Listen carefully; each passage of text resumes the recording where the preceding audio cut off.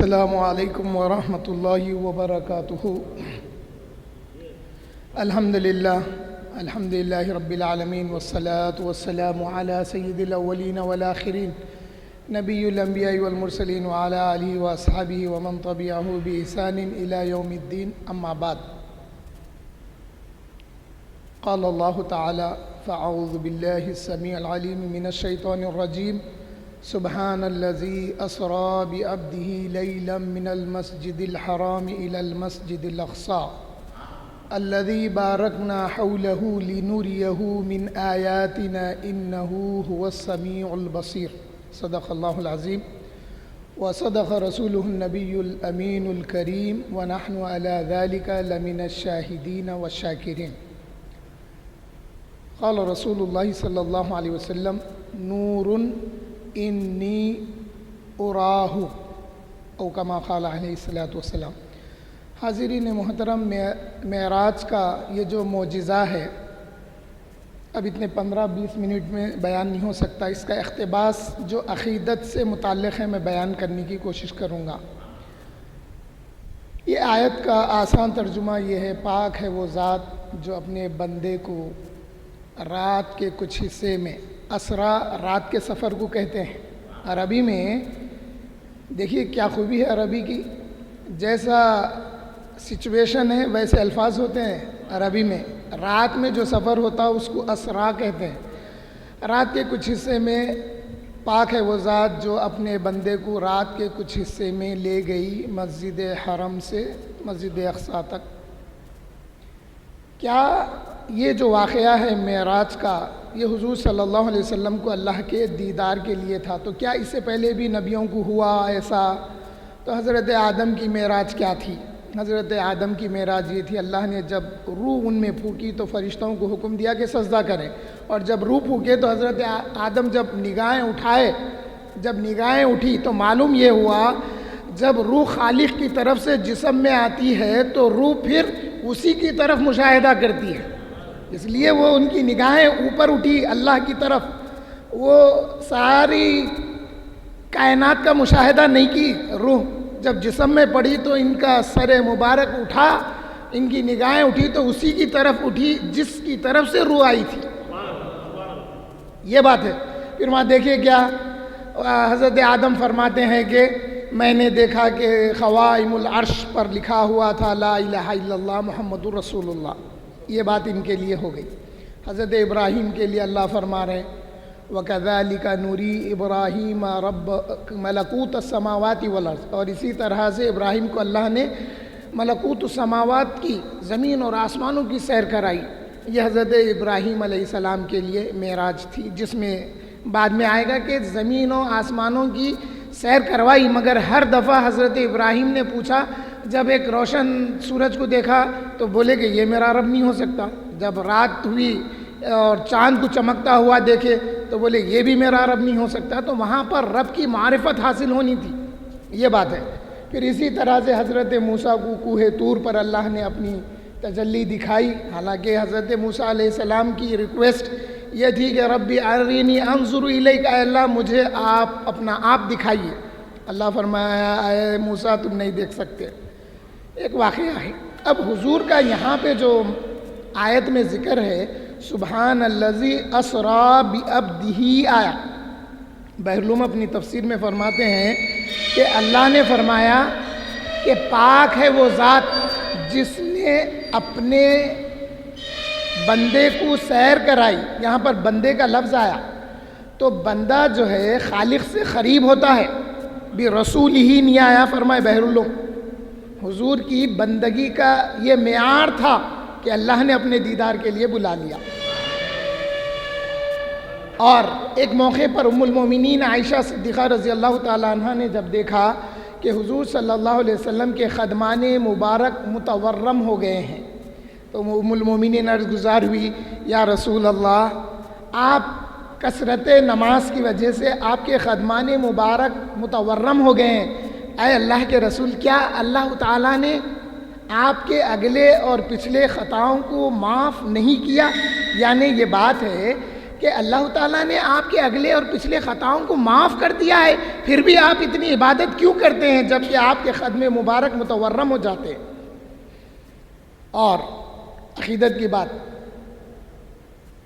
تفسیر خازن میں اور اعلیٰ حضرت نے بھی اس کے ترجمے میں یہی لیا ہے کہ یہاں پہ جو مراد ہے کہ حضور کے اگلے اور پچھلے گناہ معاف ہو گئے، اس کی ایک بڑی بحث ہے، مختصر بات بتاتا ہوں۔ حضور سے نہ اگلے گناہ نہ پچھلے گناہ، کیونکہ جب اعلان نبوت کیے تو وہاں کے لوگ پوچھے، کفار مکہ پوچھے، یا محمد اس کی دلیل کیا ہے کہ آپ کہتے ہیں اللہ ایک ہے اور آپ اس کے بھیجے ہوئے رسول ہیں؟ تو اللہ کے رسول فرمائے تھے، کیا تم میری پچھلی 40 سالہ زندگی نہیں دیکھے؟ تو معلوم یہ ہوا حضور کو امین اور صادق کہتے تھے اہل مکہ۔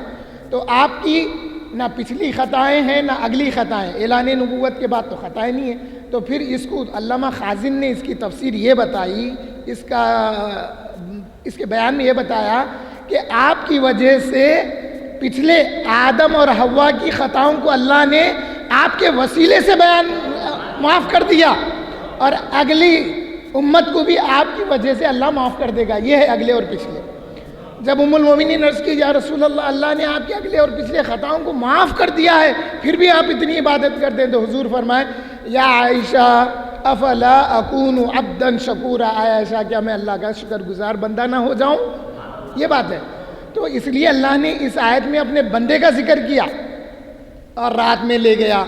اب اس آیت کی روشنی میں جو معراج کا ذکر، جو اسرا، دیکھیے معراج کا جو واقعہ ہے اس کے 3 مراحل ہیں، ایک ہے اسرا، ایک ہے معراج، ایک ہے اعراج جو لامکاں کا سفر ہے۔ اسرا کیا ہے؟ جو اس آیت میں آیا، سبحان الذی اسرا بعبدہ، تو یہ اسرا کیا ہے؟ مسجد حرم سے مسجد اقصیٰ تک کا جو سفر ہے یہ اسرا ہے۔ پھر معراج کیا ہے؟ معراج مسجد اقصیٰ سے جو سدرۃ المنتہا تک کا جو سفر ہے وہ معراج ہے۔ تو اس سفر میں کئی مراحل آئے۔ مختصر بات عقیدت کی یہ بتاتا ہوں، جب حضور صلی اللہ علیہ وسلم کے پاس جبرائیل امین آئے، بڑی تفصیل ہے، آپ کو لے کے جب نکلے تو پہلی جو منزل آئی وہ مدینۃ المنورہ کی پہلی منزل آئی، بیت المقدس کی راہ میں۔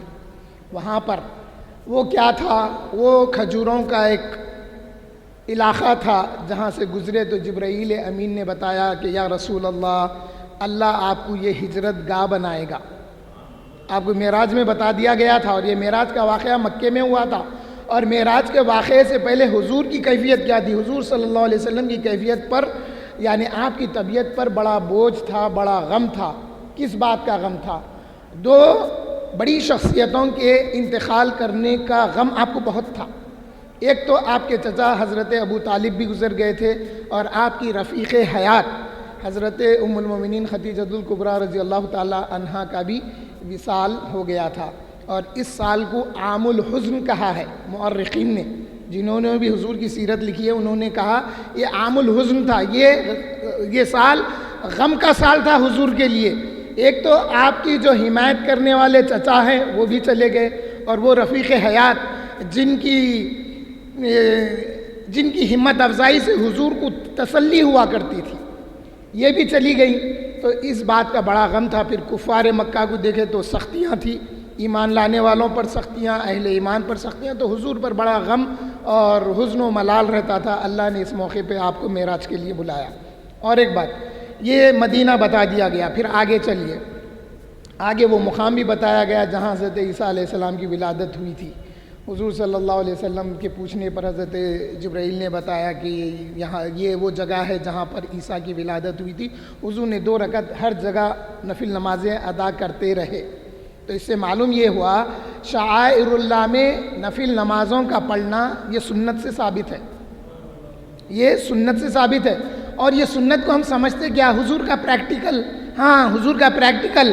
لیکن میں ابھی پڑھ کر آ رہا ہوں در منصور میں، میرے ساتھ کتاب ہے، جیسا قرآن نازل ہوتا تھا نا، اسی طرح سے حضور کے لیے سنتیں بھی نازل ہوتی تھی۔ یہ آپ کو پہلی بار سننے میں ملے گی یہ بات۔ حضور کی سنتوں کا نزول بھی اللہ کی طرف سے ہوتا تھا، اے پیارے آپ ایسا ایسا کریں۔ ایک تو حکم قرآن کی شکل میں آتا تھا، اور حضور کی سنتیں بھی اللہ کی طرف سے نازل ہوتی تھی۔ حاضرین محترم، پھر وہ مقام آیا جہاں پر حضور صلی اللہ علیہ وسلم فرمائے گے رأیت موسیٰ یصلی فی قبرہ عند کثیب الاحمر، ایک لال ٹیلے کے پاس ایک مٹی کا ڈھیر تھا، وہاں پر میں نے موسیٰ کو دیکھا کہ وہ قبر میں نماز پڑھ رہے تھے۔ حضور نے مشاہدہ فرمایا۔ پھر آپ بیت المقدس پہنچ گئے، پھر وہاں سے اوپر گئے، نبیوں سے ملاقات ہوئی، انبیاء علیہ السلام سے، ہر نبی نے آپ کا استقبال کیا، مرحباً بأخی صالح کہے، اور بعض نے ابن صالح کہے۔ ابراہیم علیہ السلام نے کہا کہ مرحبا ہے تمہارے لیے آئے میرے نیک بیٹے، حضرت ابراہیم نے کہا۔ یہ سب چیزیں ہونے کے بعد میں اللہ تعالیٰ کے دیدار بھی حضور صلی اللہ علیہ وسلم کو ہوا۔ یہ اہل سنت والجماعت کا عقیدہ، صحابہ کے اقوال پر ہمارا عقیدہ بھی یہی ہے کہ حضور نے اپنی آنکھوں سے، جسم کی آنکھوں سے، سر کی آنکھوں سے اللہ کا دیدار کیا۔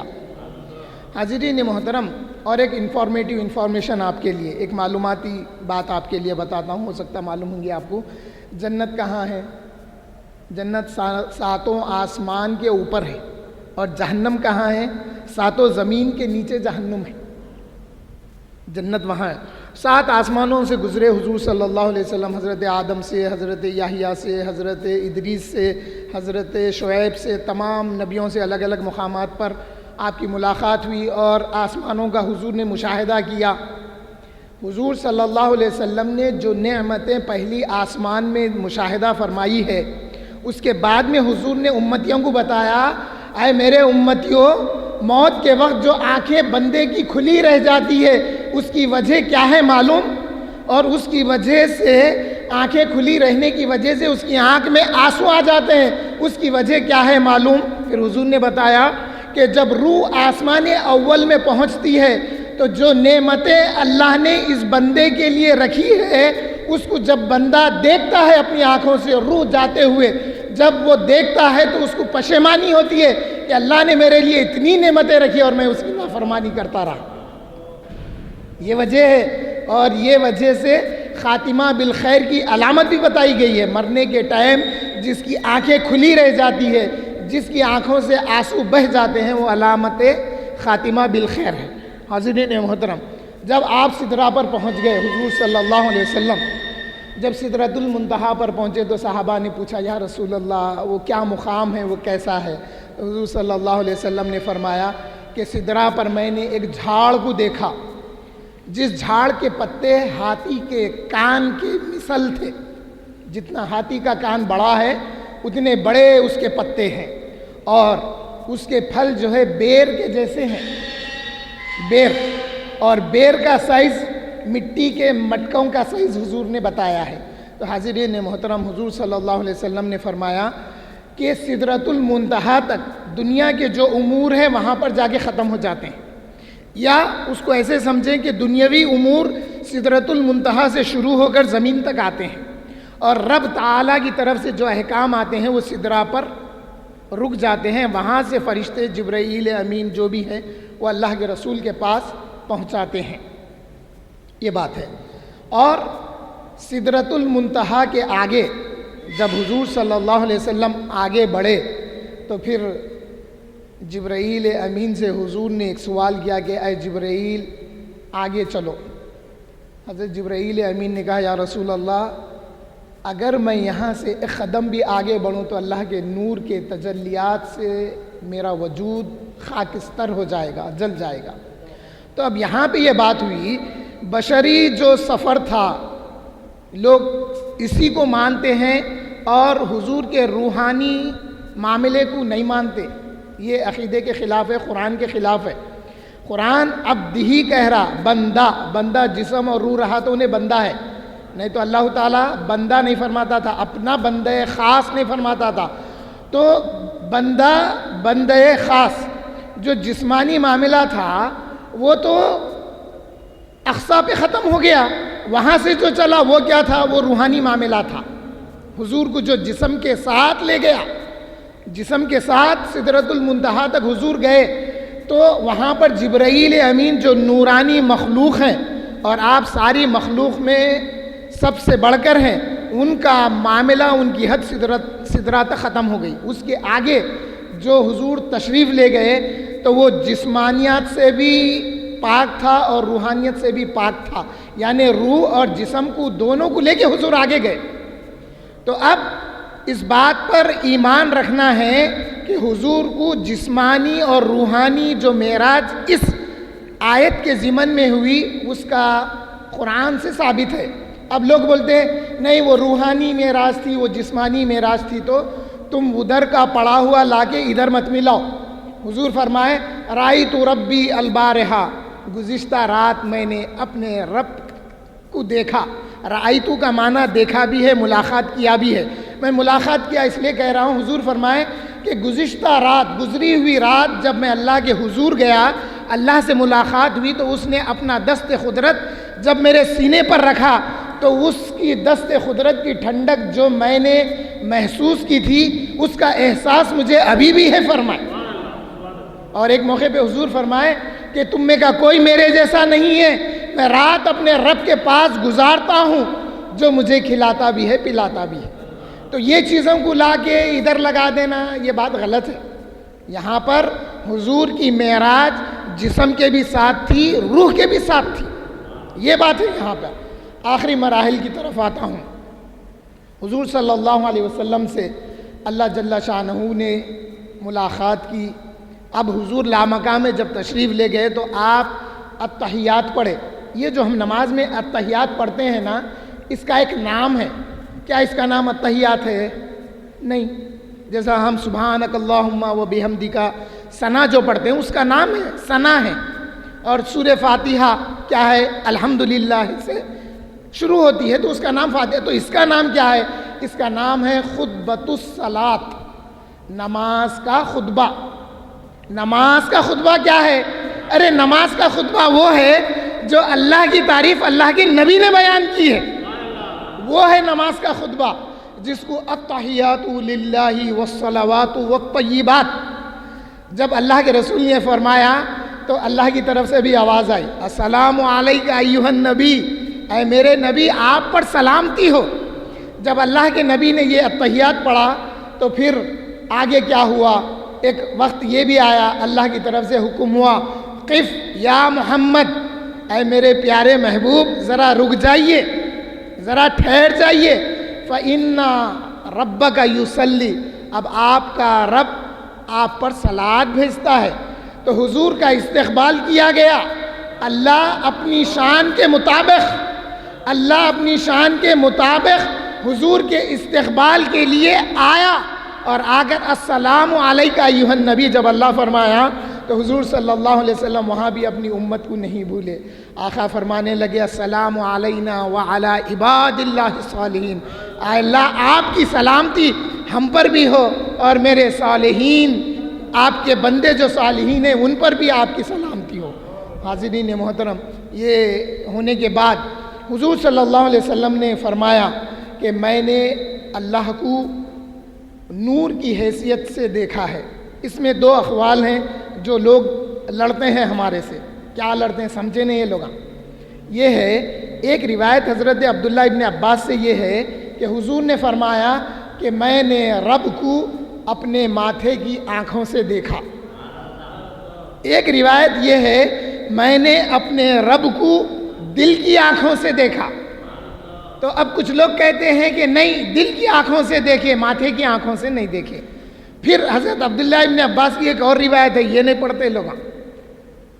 حضرت عبداللہ ابن عباس نے فرمایا کہ جب اللہ کے رسول نے پہلی بار اللہ کا دیدار کیا تو اپنے ماتھے کی آنکھوں سے دیکھا۔ جب دوسری بار وَلَقَدْ رَآهُ نَزْلَةً أُخْرَىٰ آیا ہے سورہ النجم میں، نجم کی آیتیں جو ہے نا وہ حضور کے معراج سے واپسی کی تفصیل بتاتی ہے، 17-18 آیتیں۔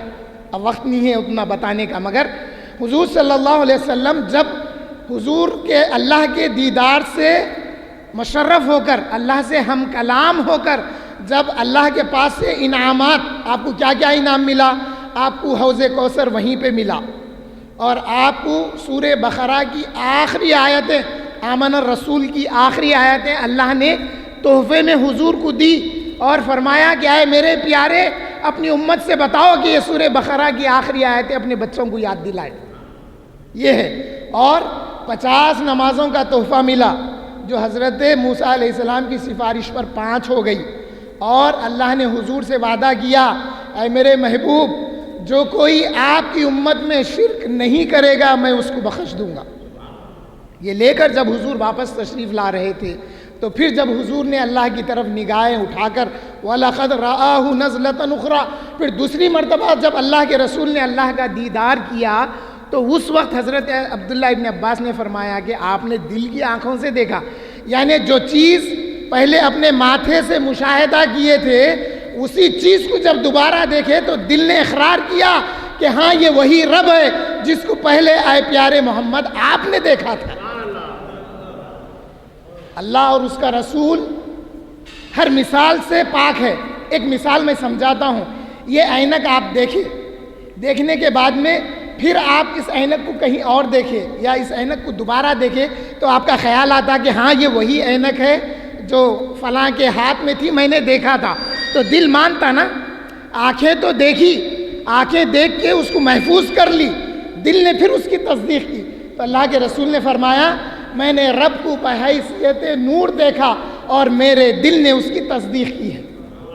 یہ بات ہے، اللہ کے رسول نے اللہ کا مشاہدہ کیا، اللہ کا دیدار کیا، اور اس دیدار کے طفیل میں اب لوگ کہتے ہیں کہ نہیں دنیاوی آنکھوں سے نہیں دیکھ سکتے، دنیا میں جسمانی آنکھوں سے نہیں دیکھ سکتے، کئی ہیلے لگاتے۔